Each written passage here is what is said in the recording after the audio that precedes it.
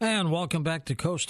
George Norrie with Erica Busahaney, and we are going to take your calls this hour, and she'll do readings based on psychic questions or psychic medium questions. And do you have a preference, Erica? No, honestly, just whatever it is that they're kind of needing to get some insight for tonight, we'll see what we get. All right, very good. You ready to roll? I'm ready to roll. Let's start by going to first-time caller Chelsea in Everett, Washington to get us started. Hello, Chelsea. Hi, George. First-time caller, long-time listener. Well, thank you. Great to have you aboard. What can we do for you? I would really love to connect with my mom, if at all possible. Lost her and my dad about 10 years ago. Okay, so sometimes when you're getting a reading, it's kind of interesting. It's what pops up first, okay? Yeah. And so what I see. So visually I see a girl that has, and I'm thinking this could be you, Chelsea. Would you say your hair is like a light brown or kind of like a blonde with a little bit of ringlet curl when it's longer? Mm-hmm. Okay.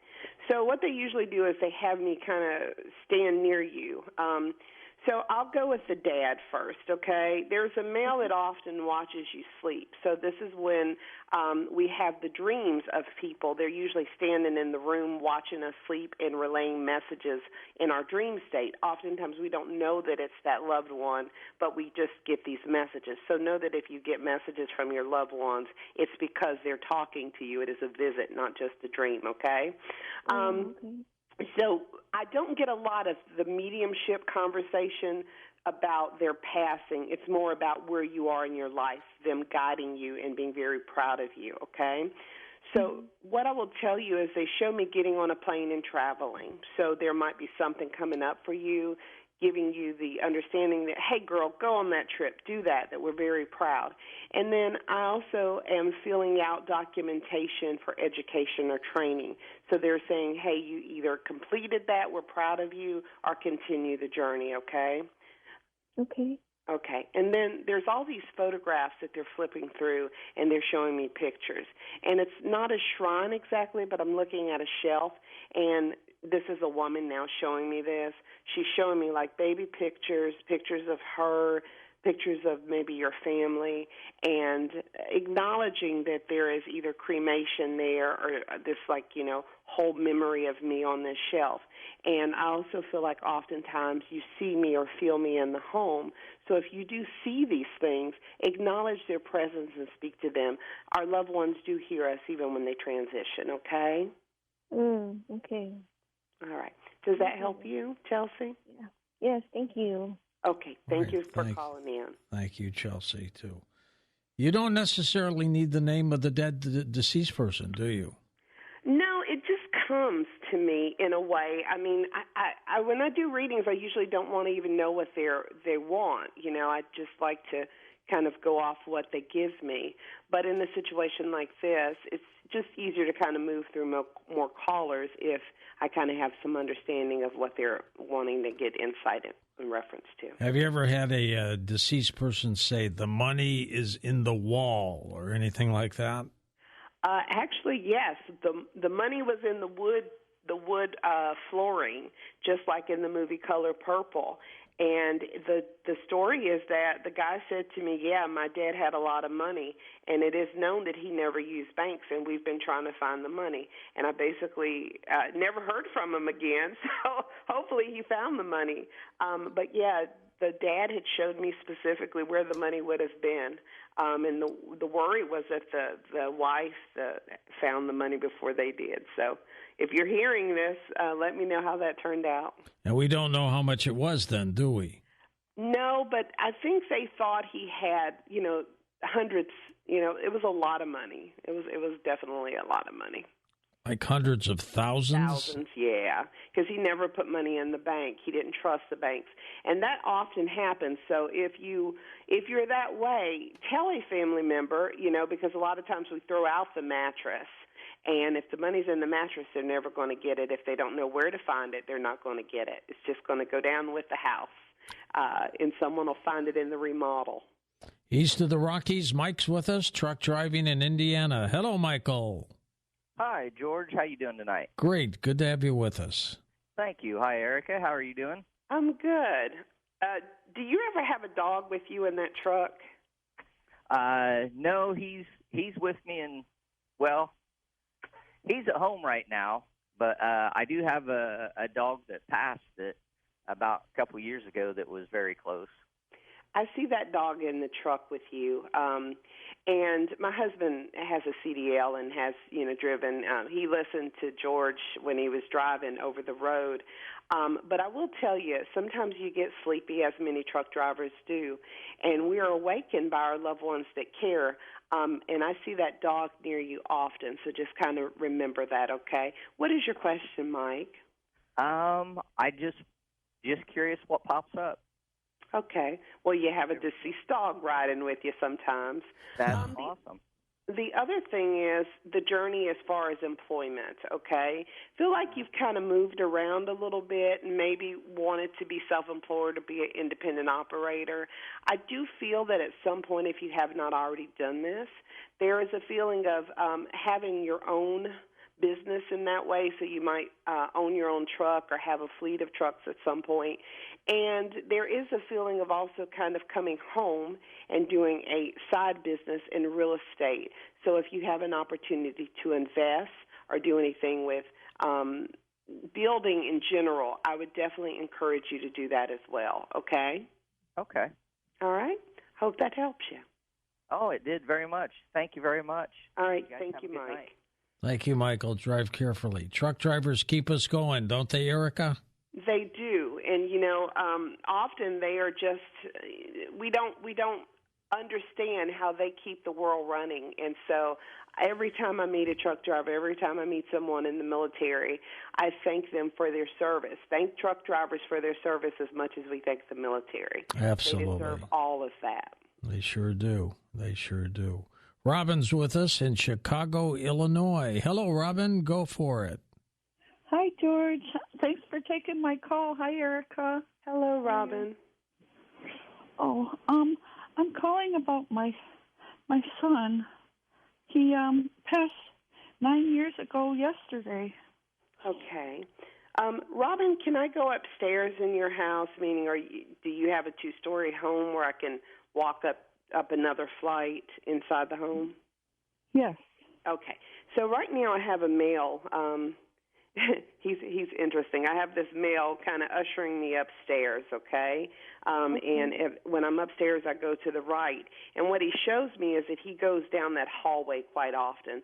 So if you wake up and you're kind of, dozy and you're thinking you're seeing a presence, a shadow presence moving upstairs, I would have to say that's that. Now he goes, roo, roo, roo, roo, roo. So the fire alarm is going off in the house, or there's some kind of noise that's alarming like that he's responsible for doing. So he's trying to get your attention. And he's telling me, Mom, I'm okay, okay? So I don't think he's a normal death, because there's a need to let you know that he's either physically okay, meaning all in one piece, or that he is mentally okay, all in one piece in his passing. And what he's saying is that you don't feel him that often anymore. And he is still present. He just said he took a break, and he comes back, and he goes.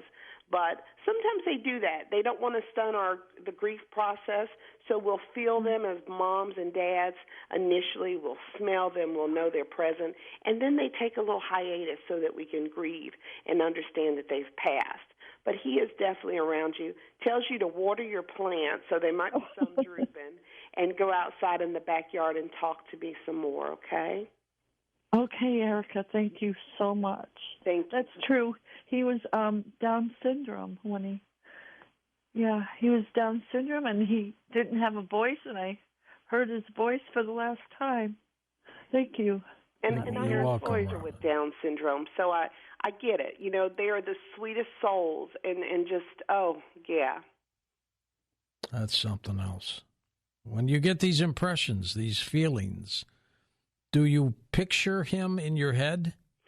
Well, initially I'll see them as a shadow figure, and what I've learned to do is, if I have time, I can remote in almost like a telescope to their face, and a lot of times they'll show me things like if they have a dimple in their chin, or they have specific hair or their skin color, and then I'll zone out, and then I'll see them very clearly.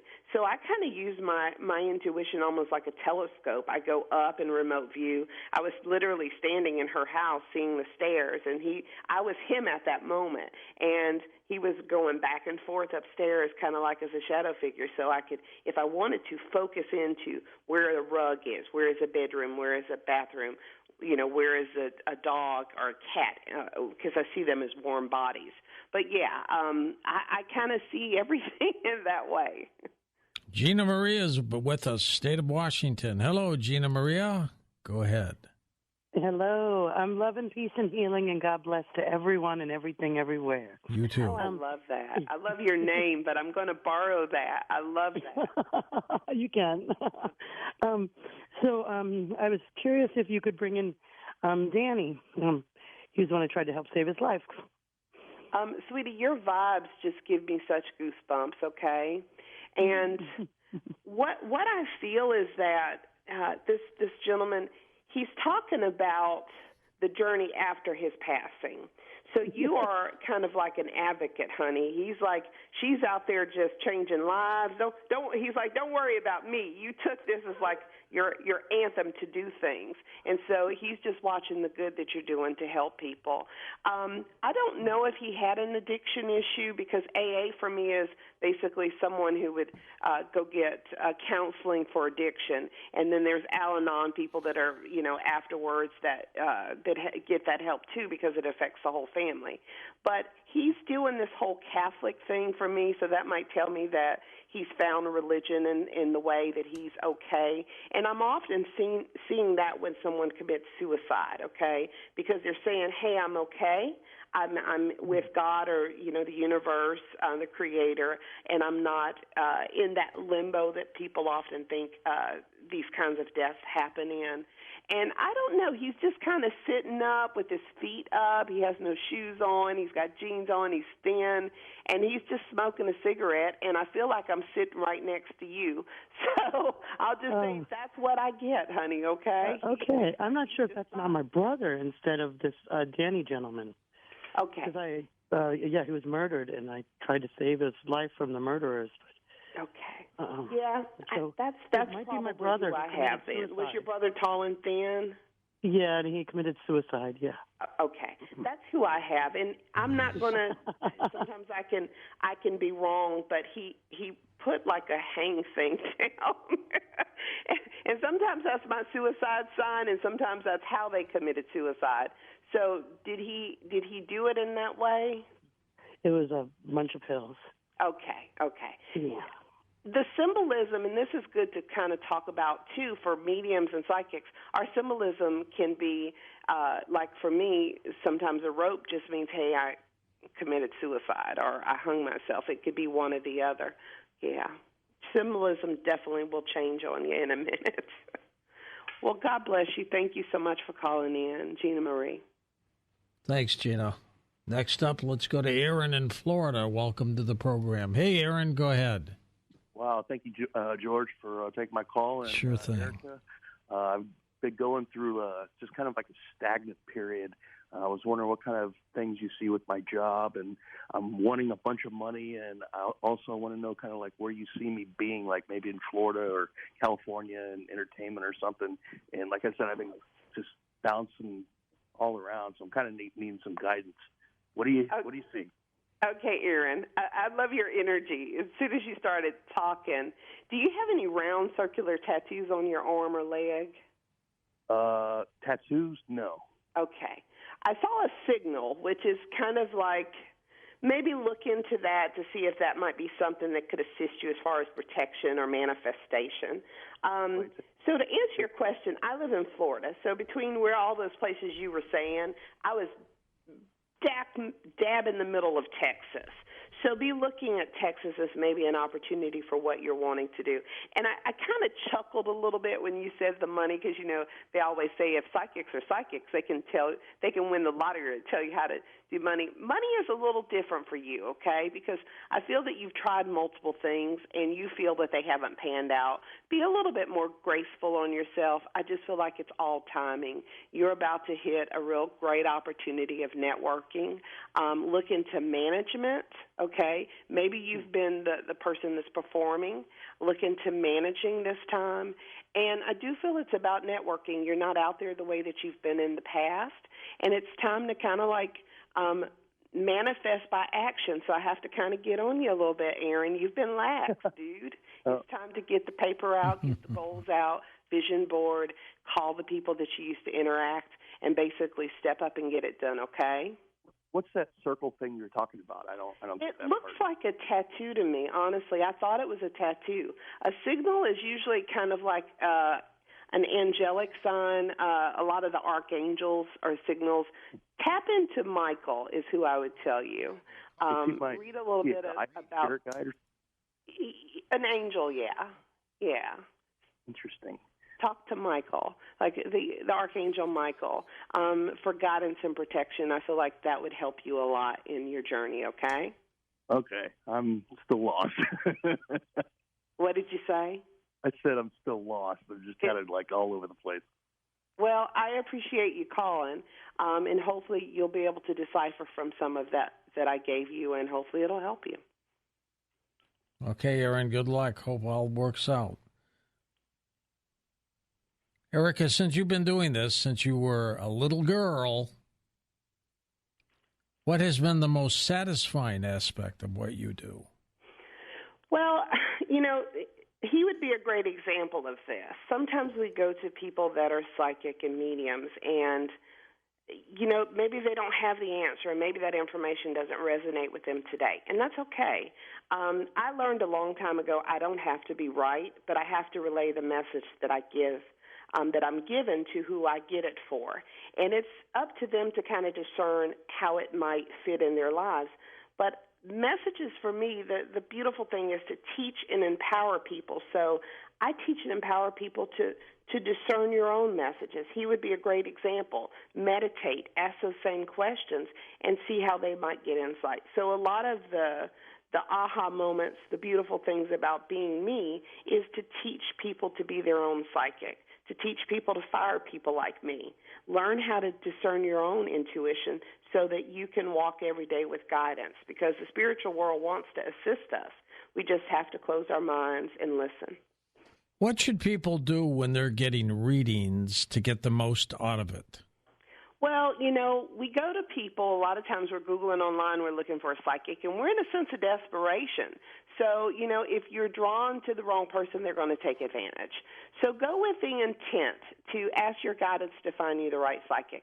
I don't care if you go to their website and they have a dragonfly on there and you don't like it. If your guidance tells you, hey, this isn't the right person, they might not look right, run, because that's telling you that that's not the right person. Have questions, write a list of questions of things that you want answers to, but you don't necessarily have to tell them. Record your session. I always tell people, no matter where you get a reading from, if they won't let you record it, run away. You are paying for this service to be accountable for what you hear, and they need to be accountable for what they tell you.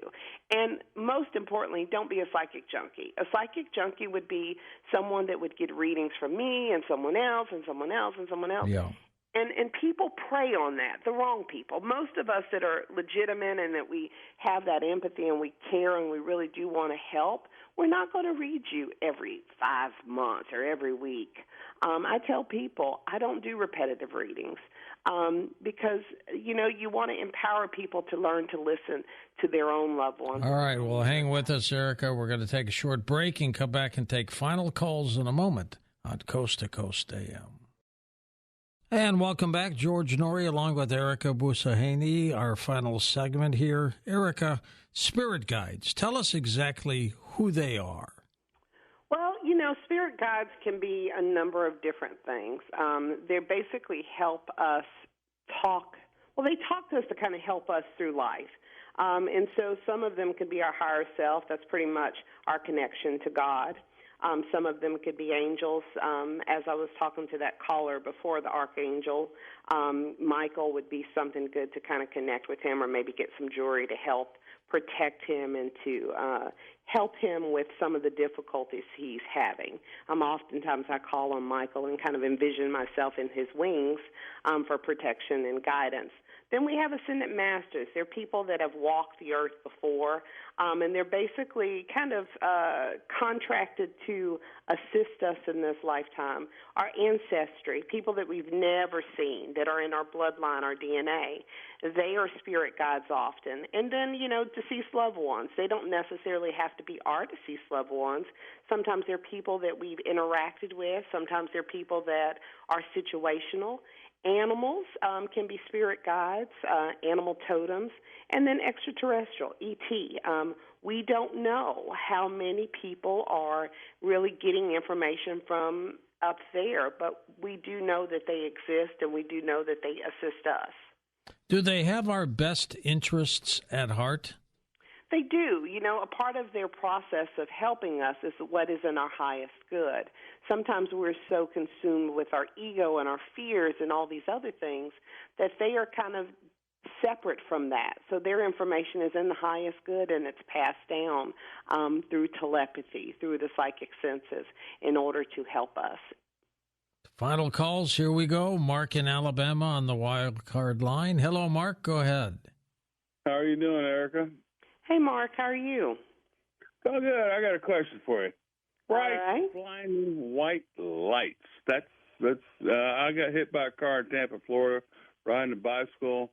Somehow or another, I was coherent enough to tell somebody the phone number. They called my parents. My mother got up and said, "Hey, we got to go, honey.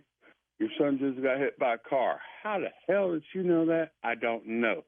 But the thing about it is, I woke up 4 days later. My mother said I changed colors and all this stuff. Didn't know I was going to live or not. And I said, "What about the lights?" She said, "Son, it had to be the operating room." Well, I eventually got in the military. I went in the Air Force. I switched to the Army and turned around and started teaching people how to fly in the clouds. And then I had that experience in the clouds. White, blinding light. And I was like, "Oh, I've been here. I've done that. Put my visor down." And here it is 50-something years later, and I still can't get it out of my head. What is up with a white blinding light? Well, they could be different things, like Travis Walton, when he went up and had that experience. But it seems to me that you and your mom obviously have that psychic connection, that umbilical cord of connection that happens when we're born. She was able to sense something was wrong. Here you are in an accident, and you are protected, I feel like, by angels. That would be the highest vibration of white light. And it looks like you almost transitioned to the other side. Did you feel a sense of real, you were out for a couple of days, but did you sense a real feeling of peace any time during that, your time in that? Truthfully, I didn't know at 15 years old, and here I am in my 60s, and I still can't forget it. Truthfully, I have no idea. I didn't know what it was, Yeah. and I can't forget it. I can't get it out of my head. It looks like it's that awakening that a lot of people have, near-death experience, when they go to the light, and a lot of times they're pushed back. Hey, it's not your time. And they're forever changed. You never forget it. But you are changed, and a lot of times you don't fear death anymore. Your intuition increases, and that awareness of, just all that has happened and all that you see, you share. So that's probably what happened. You hit the other side and just came back to join us. Who sends the white light, Erica? Well, I find often when I talk to people that have died, or that I remote view and see the death as they're dying, they're the loved ones that we recognize first. It might be our mom, our dad, our uncle. Animals, believe it or not, show up to transition us. So a lot of times the white light is heaven. It's our loved ones coming to say, "Hey, you've passed. Come into the light, Carol Ann. There is peace and tranquility in the light." And so it's usually people we recognize, so we're not afraid. Let's go to Bill in Los Angeles. Hey, Bill, go ahead. Hey, George. Erica, as a former journalist, I'm curious about how you verify who or what is talking to you. For example, if someone says, Erica, do you think Hillary would let me sign up for paranormal date? I would only say yes, because I definitely want everybody to sign up for paranormaldate.com, because I think it's such a worthwhile service for unique individuals like ourselves. But yeah, this is where I kind of become a psychic detective and a journalist as well. The W's, the who, the what, the when, the why, and then we have a lawyer on my team. So when we do research, when we're doing home investigations or when we're called out to do a crime scene or whatever, my team is comprised of like a cop and a lawyer and criminal justice majors. So what they do is they kind of do the scientific and the history. All my job is to do, Bill, really is just to relay the messages. And they can go and say, okay, you're getting a name Dean. Let me pull the archives. Dean died here at this time. So that's kind of what my team does. I just do psychic Erica, mediumship, relay the messages, and allow their scientific left brains to do the hard work. But, yeah, we do use a lot of history once we are in an investigation, a paranormal investigation to find. I relied on the client to answer those questions. It's not for me to go research, the client, because that would be fraudulent for me to want to research them before or after the fact. First-time caller Crystal's with us in Medford, Oregon. Hello, Crystal. Hello, George. Hello, Erica. Hello. I have just a question about my father that had he's passed, and it's been 6 years, and it was the strangest thing. I was at home, and it was evening time, and I just had this feeling that I needed to get to the hospital, like now, right now, and it was just an overwhelming feeling. And I called, and I was told to call my son and get there. So I called up Austin. I said, let's go. We got to go right now. He's like, why? What's going on? And I said, I don't know. I just know we have to be there. And so sure enough, my father was, the whole family was there. And, we were able to say our goodbyes, but he wasn't really quite coherent. We had left, and it was like as soon as I got home, he passed. And so it was like he was waiting. He was waiting for us to be able to come and tell him goodbye, and And so I'm so thankful that that I was able to have just that moment with him. But I guess my question is,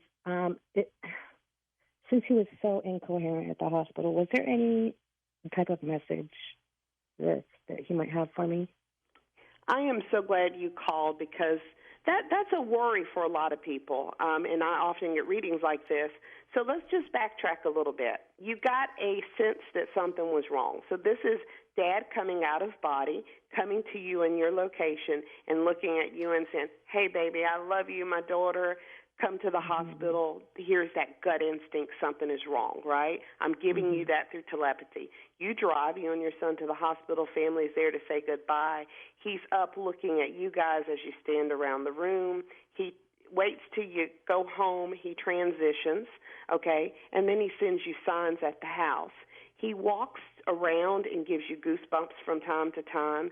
When you read I feel like I'm reading in like a little area and drinking coffee or tea. He's standing there talking to you. He talks about cardinals and blue jays and squirrels even, so I don't know where you are. And he said, not goodbye until we meet again. And so that's very important to know that. He says, until we meet again, okay? Okay. Thank you so much. You're welcome. These impressions that you get, Erica, do they come to you like in a dream? I oftentimes will have dreams too, but it's like when I meet somebody, I tell people it's almost like you see a movie in your head. And then they just start subtly talking to me, almost like if I was singing a song in my head, but it's not me. It's them talking to me through telepathy. And oftentimes flashes of photos or snapshots of messages that they're trying to relate to me will come. And a lot of times they'll use symbolism, things that people that I know, oh, he looks like John Travolta, or he's a dancer like this person. And, you know, a lot of times I kind of mimic their personality. So if they're gregarious and fun, you'll see me moving and dancing and doing all the things that they do. But it's just really to show that love never dies, that those messages from the other side are visible every day. We just got to look for the signs and acknowledge them. Let's go to Mike in St. Louis. Hey, Michael, go ahead. George, thank you so much for taking my call. And hello to you, Erica. I'd like to just see what type of reading you'd have for me. My parents both have passed, and I've lost 5 brothers, and see what you feel. And just lastly, will I be able, and should I move from where I'm at? I'm not real happy where I'm at. Okay. Well, I'm going to tell you, Mike, the first thing I'm going to say is if you're not very happy where you are, then I don't need to validate your move, okay? I would just say you do what is in your highest good and what makes you happy. I will say that there's a timing issue about the move, and so I do feel like you are going to move, but it might not be in the timing that you're wanting, so you might want to look at, you know, by February or next year. I don't know about this year for some reason, okay? And so let's go. Do you have any kind of water?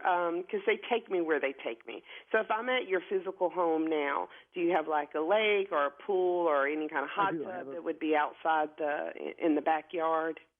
I've got a river real close to me. A river, okay. So that's what I'm seeing. All right. So, which is odd to see cremation because I don't think they're cremated, so these might be animals. Do you have any cremation of animals in the home? No, I do not. Okay. My son was cremated, however. Okay. I lost his son, so. I see cremation, but I also see a dog near that cremation, so this might be a pet of his, okay? What I'm going to tell you is that sometimes I see people's bodies in front of me, and so I think this is you, not your brother, not your father, okay? What they're going to tell me is I'm looking at the chest area where I see kind of like a scar, so it might have been him that might have had a surgery, or you might have had a surgery, or you might be concerned about, you know, a lot of times men have cholesterol issues, et cetera, et cetera. I do feel like that's okay. Are they in perfect peace? So if that has something to do with one of the passings, I'm okay, and you don't have to worry about that. Don't take the trip. I feel like I'm in Boston or I'm in Florida, so I'm way, way up north someplace. It's not necessary for you to take the trip to see us because we're with you. So if you're expecting to do some journey to a cemetery, save the gas. Just bring them to you by thinking of them in thoughts of love. And I do feel like I am looking at the lake, throwing like bird crumbs and watching, you know, I guess these are ducks or animals. I don't know if they're birds, and just really just kind of being at peace with that. And I would say they are often in that place with you when you think of them. Talk to the heavens, and they do hear you, okay? Erica, you take bookings through your websites? I do. People can go to coldcasepsychic.com or psychicdiva.com and book an appointment. Super. And we look forward to seeing you on October 14th in Columbus. Are you ready for that? I'm ready, guys. Everybody listening, go to George's website and get you a ticket for that. Come to the Lincoln Theater in Ohio and meet me and all of his wonderful speakers. So I assume you're going to be in the lobby of the theater? I am. I'm going to be, you can't miss me. I'm going to be right in the door entrance, so you can stop by and say hello and get a reading. Now, you have to say hi during the show, too, to everybody. You know that. Oh, yeah. I would love to. I do think that I'll be on stage and waving and saying hello to everybody, and I'll be in the lobby, so you will definitely not miss me. Yeah, Tom says you're going to be part of the meet and greet, so we'll make sure you're doing that, okay? Okay, thank you so much. All right, Erica, you take care of yourself. A wonderful psychic medium who just does a amazing job handling phone calls. It's an art just to be able to do that, to be sure. But don't forget, folks, October 14th, Columbus, Ohio, Lincoln Theater. For Dan Galante, Tom Danheiser, Lisa Lyon, Lex Lonehood, Sean Ladesseur, Stephanie Smith, Chris Boros, Tim Banal, George Knapp, and Ian Punnett. I'm George Norrie, somewhere out there on Coast to Coast AM. We'll see you on our next edition. Until then, be safe, everyone.